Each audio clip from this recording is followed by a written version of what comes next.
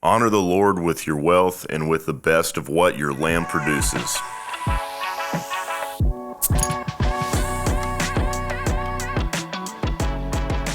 I'm Wright Brennan. This is the Lost in the Midlands podcast brought to you by Seawright Roofing. And today I'm fired up to be here with Mr. Watson Dorn of Hickory Hill Milk. Mr. Dorn, thanks for being here, man. Hey, thanks for having me. I will say my dad is Watson. My middle name is Watson, but I am Daniel Dorn. Daniel Dorn. Yes, sir. Yeah. So actually my dad and me and my son share the same name. So my son and I, our middle names are Watson, and actually his middle name is Watson, my dad, but he goes by Watson. Okay. So it's a whole family name, you know what I mean? So, yeah. So, but hey, I'm glad to be here, and thank y'all for inviting me. Heck yeah, you're our first farmer to come on the podcast, so we're fired up to hear about what's going on in the farming community around town. But before we get too much into what you got going on now, I do want to hear about your beginnings. It sounds like maybe you were brought up in this business, or? Yes, I was born and raised on the farm at Hickory Hill Farm. We're out in Edgefield, South Carolina, and started out day one, cows, calves, tractors, milking and feeding cows from day one. I've been doing it all my life. How long has the farm been operating? So we have been on the land since 1764. Yeah. A long time. So we were granted that land by the King of England. We have a copy of the original King's Grant for 250 acres there in Edgefield, right where we still are. And then the earlier generations of my family just kind of did sustenance farming, anything they could do to get by.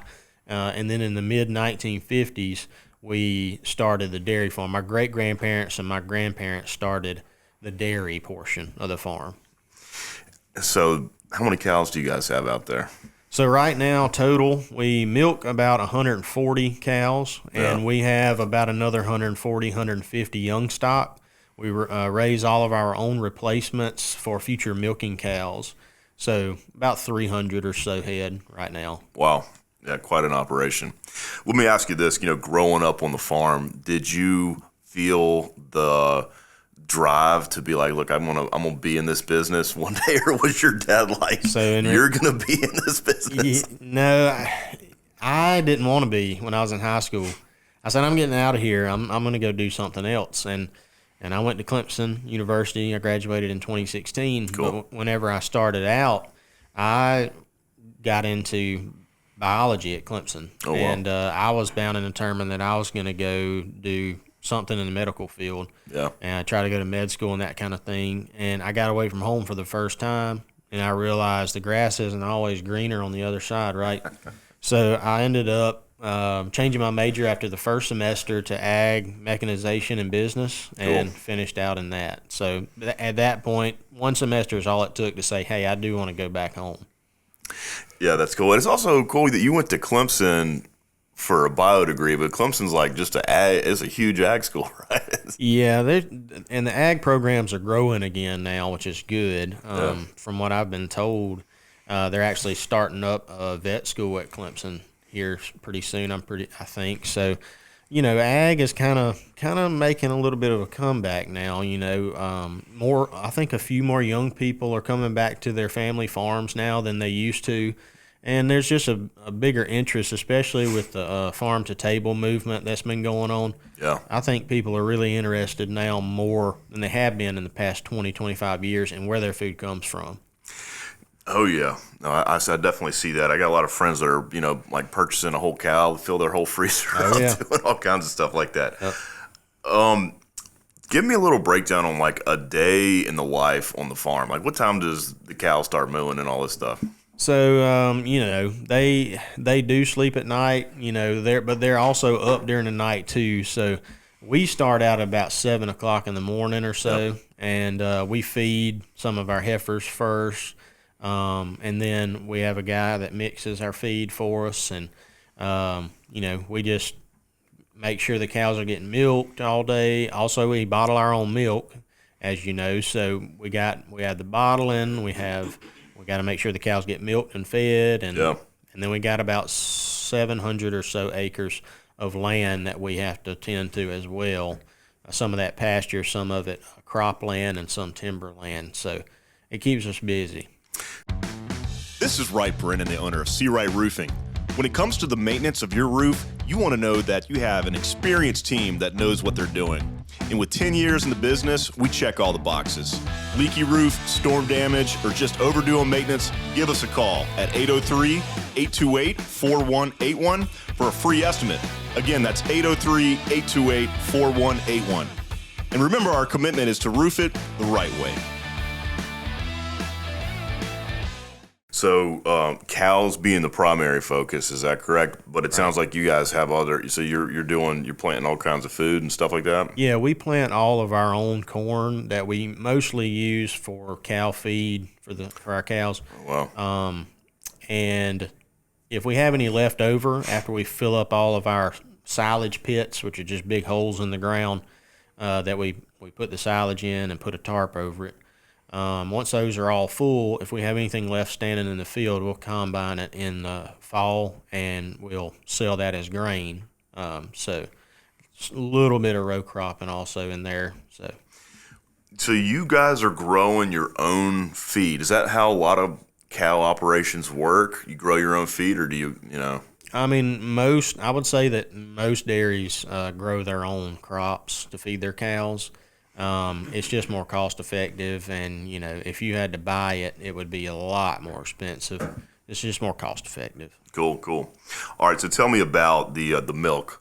This is fresh milk delivered to your doorstep. Kind of how does it work? So it kind of does hit on that a little bit, even though we don't actually deliver it to your doorstep. I understand. It is the same type of milk that was delivered to people's doorsteps back in the day. It is an old-fashioned cream line milk. First of all, I guess I should say the name of our milk is Hickory Hill Milk. Okay. So we have Hickory Hill Farm and we have Hickory Hill Milk, and that's the name of the milk that we put on shelves. And it's an old-fashioned cream line milk. The cream rises to the top just like it used to when they were delivering it to your door. And it is a low-temperature pasteurized, non-homogenized product. We believe that there's two perfect foods in nature, and that's milk and honey. And, really, there's not a whole lot that you need to do to those in order for them to be good for you and safe to consume. The only thing that we do to our milk is pasteurize it at 145 degrees for 30 minutes, and that makes it safe for everyone to drink. So, where do we get it? Where do we go to buy this stuff? So here in this area around Lexington, you can get it at Lowe's Foods and Publix down by Lexington High School. Oh, wow. Yeah, and we also deliver to Aiken, North Augusta, Saluda, Edgefield, Greenwood, and I think that's pretty much Batesburg as well. And we are primarily in Publix, some Publix stores, and a couple of KJ's, a few Food Lions, places like that. Fantastic. Well, you guys do have a broad reach. Somebody who's interested in getting into the family farm biz, what advice would you give them? Well, I always tell people, and it was important for me as well when I was, especially in that first semester of college where I changed my mind, I think it's more important for people to know what they don't want to do than it is to actually know exactly what they want to do. So I encourage people to go out and try different things, volunteer somewhere, go shadow somebody, figure out what you like to do. But as far as coming back to the family farm, it's a great feeling to come back to the farm and know that you're trying to carry out a legacy that your ancestors and earlier generations fought so hard to build, and now you're trying to keep that going. I don't know if you've ever seen the show Yellowstone. Yes, so good show. John Dutton, Kevin Costner on there. Yeah. Oh, yeah. He has a quote in there that says, "The goal of farming and ranching is not to get rich. The goal of farming and ranching is to survive and break even long enough to pass it to the next generation." And that's kind of how farming is, really. You make a little money, but you're not going to get rich, especially with dairy farming. It's hard. The margins are tough. Selling it the only way that we're still in business is that we're bottling our own milk now. Okay. And we started bottling in 2009 after the recession in 2008 and everything. Milk prices were just really bad on the producer level. And we said we got three options. We can either try to milk more cows, which we do not have the infrastructure for.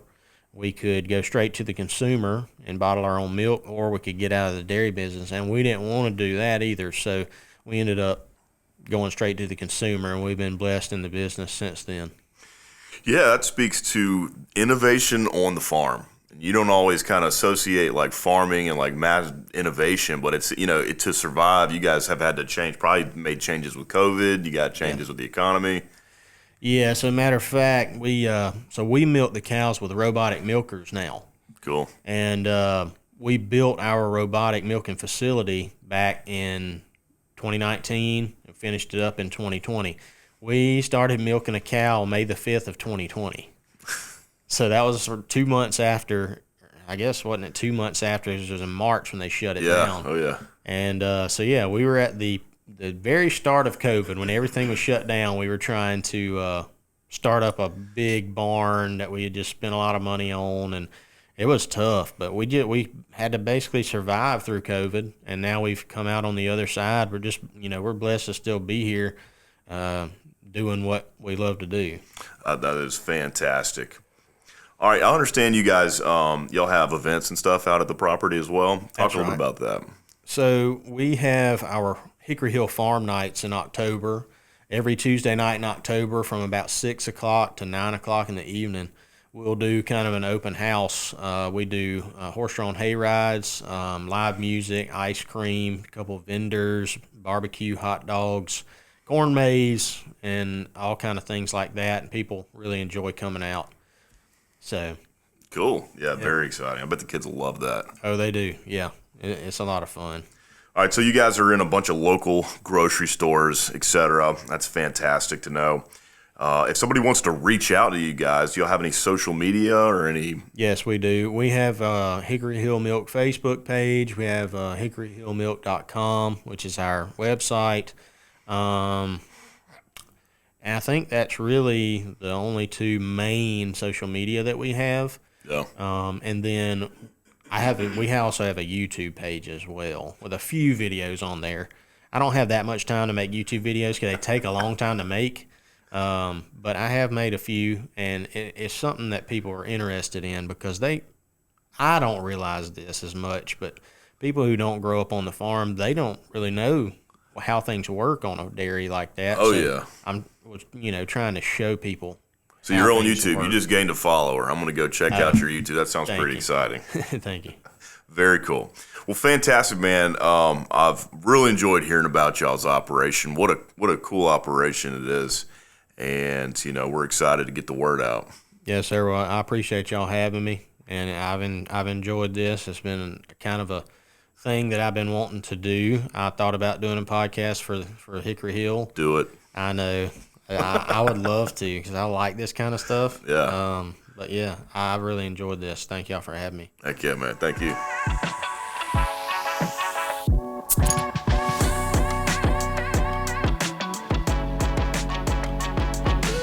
Hey everyone, many thanks for watching. If you enjoyed this episode, give us a follow and click the bell to stay up to date on future episodes, or click the link to watch another previous episode. Also, don't forget to like, share, and please leave us a comment. We'd love to hear your feedback.